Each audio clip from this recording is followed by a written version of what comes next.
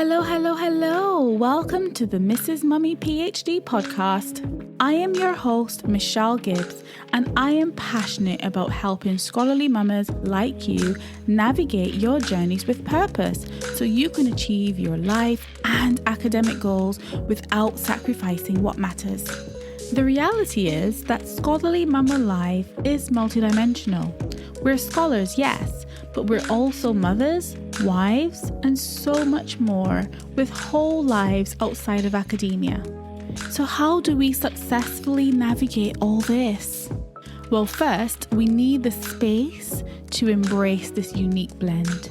Only then can we begin the important work of becoming purposefully whole. And part of my own purposeful work is to create a space for us as scholarly mamas to grow, to reflect, and to become everything that we were meant to be. So, mama, are you in? Fabulous. Let's begin. These are our journeys of becoming.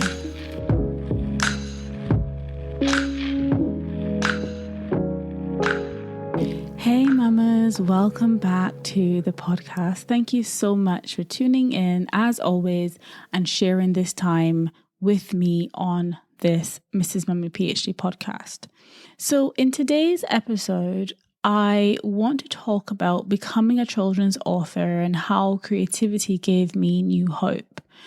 Now, many of you who listen to this podcast regularly will know that one of my absolute favorite words and favorite things to talk about is purpose. And I have coined this term, journeys of becoming, because for me, the various journeys that my life takes me on, the various paths that my life takes, for me, those are journeys of becoming all kinds of things. But I think that whether we're talking about purposeful journeys, whether we're talking about becoming purposely whole, whether we're talking about journeys of becoming, none of those things can be possible in my mind without hope, without believing in something, and without creativity. And so I want to talk about how creativity during the pandemic, during all that was happening in 2020, gave me new hope.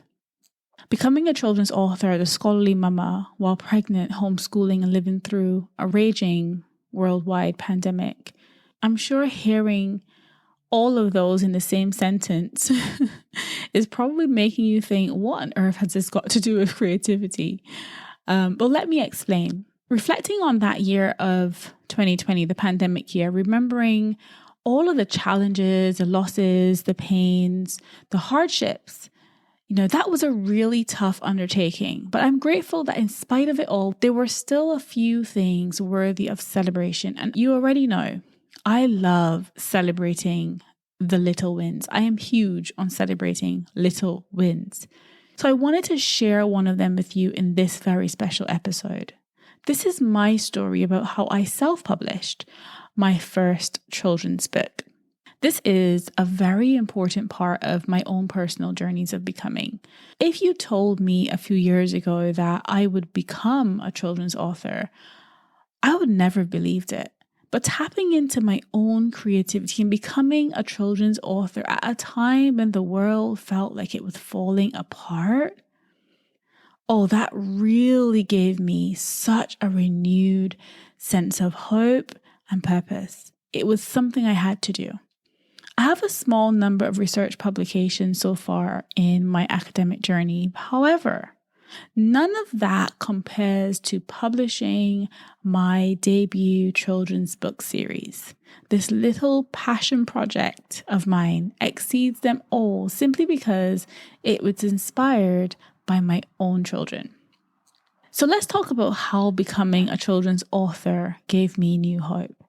So in one of my previous episodes, I reflected on how adjusting to all of the changes imposed by the pandemic changed my scholarly mama life.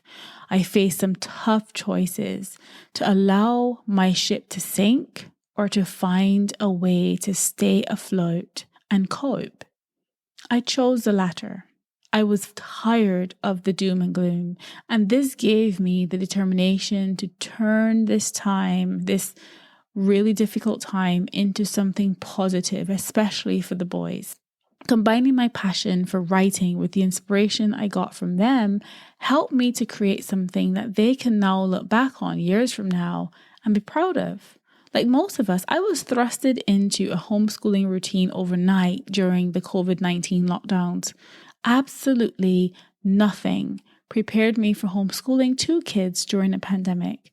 My husband continued working on the front line, and most days I was alone at home with the boys, struggling in every possible way to keep things going. I was also pregnant for nearly all of 2020. Frequent antenatal appointments, which I had to attend all on my own, made things even more challenging. After suffering 2 miscarriages in the past, I can hardly describe the apprehension I felt going into my pregnancy scans. I kept praying that there'll still be a heartbeat each time, that I wouldn't have to face any bad news alone, because obviously my husband couldn't be there in these unprecedented circumstances. I literally went through an entire pregnancy without my husband being able to attend a single antenatal appointment or scan with me. Physically and emotionally, this was a hard pill to swallow. We did get through it, but it was tough. I planned the boys' homeschooling schedule for every day, and I supported them through their learning, trying my best not to burden them with how tired and how sick and how worried I was feeling on the inside. We kept going. I kept their routines in place as much as I could, although going to school was simply commuting a few steps to their desks and turning their laptops and tablets on. We even tried to make homeschooling fun. My husband and I challenged them to go beyond the school curriculum and encourage them to learn new skills and tap into their own creativity. But I knew I desperately needed an outlet. And spending so much time at home with the boys was lovely, no doubt. But on some days, I just felt like we were on a hamster wheel, constantly spinning around and around. The endless days and nights within the 4 walls was beginning to get the better of us, and I desperately needed to turn the mundane into something inspirational for myself and for my boys. I needed to create something with them and for them that would replace this lockdown imposition with some sense of purpose and fulfillment. If nothing else, I needed creative inspiration. I'd also just begun what was supposed to have been my final funded year of my PhD when the pandemic came upon us. I was burning candles at every end, trying to homeschool while working on my PhD whilst in the early stages of my pregnancy. The morning sickness was absolutely brutal. Whilst it was reassuring that my pandemic pregnancy was going well, it was hard to cope. It was truly one of the hardest things I've ever had to do. Most days, all I wanted to do was curl up in bed and have a long nap. Thankfully, my research was paused due to the pandemic, and I took a period of interruption from my PhD, which I returned to after my maternity leave eventually. But amidst the lockdowns, the homeschooling commitments, the pressure to finish my PhD, and the pregnancy-related illness, one thing the pandemic taught me was that life is too short to not do the things that make me happy and fulfilled. It taught me to find joy in the chaos and pay attention to the lessons that life is teaching me on this journey. It's given me new hope, but it's also taught me not to put things off. And with this in mind, I became more and more intentional about living my life purposefully. I decided that I am no longer going to live for the destination. I am going to savor the moments and embrace the opportunities that I am blessed with along the way. Becoming a children's author with inspiration from my boys has given me a new sense of hope and optimism for the future. With the unwavering support of my husband and our boys, I published my first book and became a children's author. So let's talk now about my journey of becoming a children's author. You know what? I am so glad that I acted upon that inspiration that my kids gave me and took the plunge and moved forward with this idea. Because when else would a scholarly mama like me ever get the opportunity to completely immerse herself in a fun, creative project like this with her kids? With all the time we were spending at home, it was a perfect time to launch my new children's book series. I talk in more detail on the website doodledozen.com about how it went from a simple idea and how I turned it into a published book. So make sure you head over to doodledozen.com and read more about that there. But I'm sure it comes as no surprise that I enjoy writing. My writing journey began as a little girl. I would enjoy writing short stories and poems and handwritten letters to my relatives and to my pen pal. I'm probably aging myself here by even talking about having a pen pal, but hopefully you've heard of pen pals before. And yes, it was back in the day before the wonderful World Wide Web. Anyway, as a child, I used to write as an outlet to express myself creatively. This helped me to, from quite early on, learn and understand the power of language and communication. But I also understood then that language was more than just words. This is exactly why I believe tapping into one's creativity, even as a scholarly mama, is so important. Expressing yourself creatively can facilitate emotional expression in new ways that you never quite imagined. When you're feeling stuck in life, manifesting your creativity can bring on a renewed vigor. In my experience, this love for writing and creative expression continued into adulthood and into motherhood too. Indeed, it was my motherhood journey actually that reignited this creativity and gave me the inspiration that I needed to become a children's author. However, the journey hasn't been an easy one. I knew nothing beforehand about publishing children's books and probably made so many mistakes along the way. But I believe that the only real mistakes are the ones that we don't learn from. In fact, the fact that I mustered up the courage to step out of my comfort zone and become a children's author is more than enough for me. So now when we look back on 2020, we don't just look back on 2020 as the year the world stopped. Instead, my boys and I have something to hold on to for the rest of our lives. Hopefully, it will remind them to tap into their creativity and not be afraid to take a leap of faith. So why am I sharing all of this? I share all of this to also remind you that you too are more than your PhD mama. You have many talents, passions, and interests in your life outside of academia. You have so much more to give, and that's important to remember if you want to live life to the full. So no matter how insignificant, statistically or otherwise, couldn't resist that one. No matter how insignificant you think your idea is, pursue your purpose and turn something you're passionate about into reality. Put yourself and your talents out there into the world for good. Your sphere of influence may be greater than you even realize. Your bravery may inspire others to do something that they've always aspired to do as well, but never quite had the courage to begin. So let's talk about how I brought this passion project to life. My children's book series has finally been brought to life, which I am very, very grateful for. So if you want to read about the original idea of the Doodle Dozen, I forgot to say the series is actually called Doodle Dozen. So if you want to read more about the original idea of the Doodle Dozen and how our eldest son's simple scrapbook doodles inspired the story and the illustrations featured in the books, please feel free. The series seeks to inspire kids in their own creativity, and the positive messages in the books focus on themes like friendship, teamwork, and diversity. So if you have children aged 4 to 8 years in your circle, feel free to pop over to doodledozen.com. That's DOODLEDOZEN.com. I will leave a link in the show notes. There you'll find doodle videos, printable resources, and lots more to occupy any little doodlers in your world.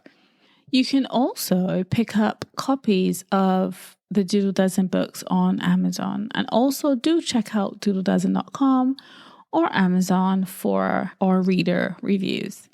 We've also created our inspirational and educational doodle videos using Doodly software, which has been a great family fun so far. One lesson I've learned from this journey is to just let go of the perfectionism and imposter syndrome and get creative.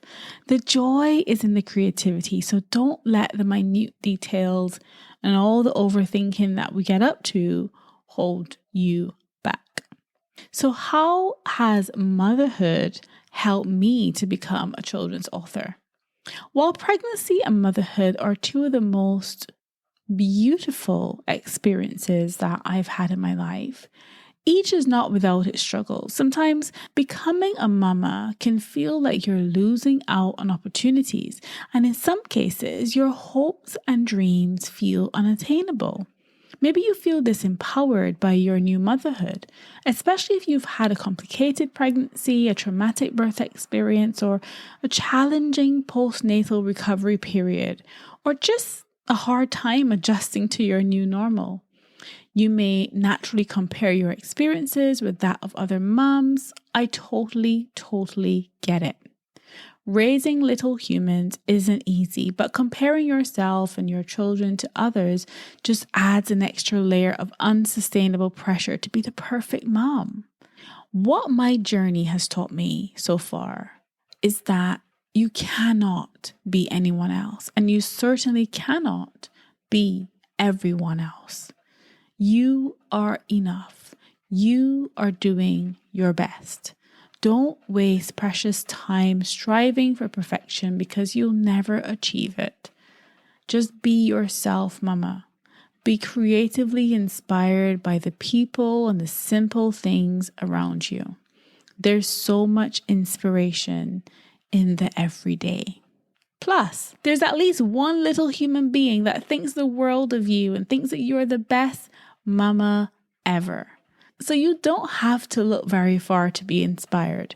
Let's be perfectly clear about all of this. Becoming a mama, or even a scholarly mama, especially a scholarly mama, actually, does not mean that you are not capable of achieving the things you want to achieve. In fact, quite the opposite is true. You can still explore your interests and creative outlets. They may give you new hope when times are tough and you feel stuck. They may give new meaning to your life. As a mama, you can still be you.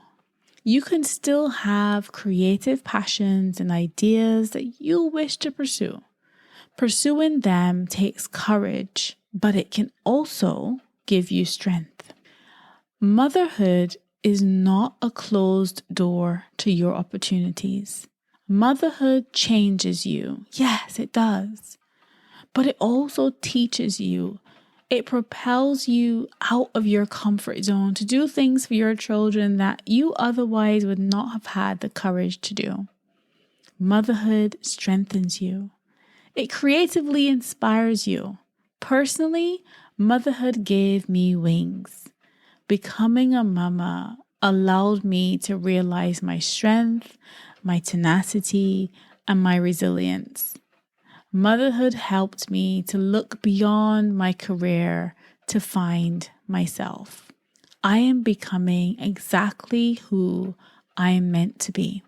So many things hold us back from starting new journeys of becoming. I've talked about that in one of the early episodes. The fear of stepping out of your comfort zone is often top of the list.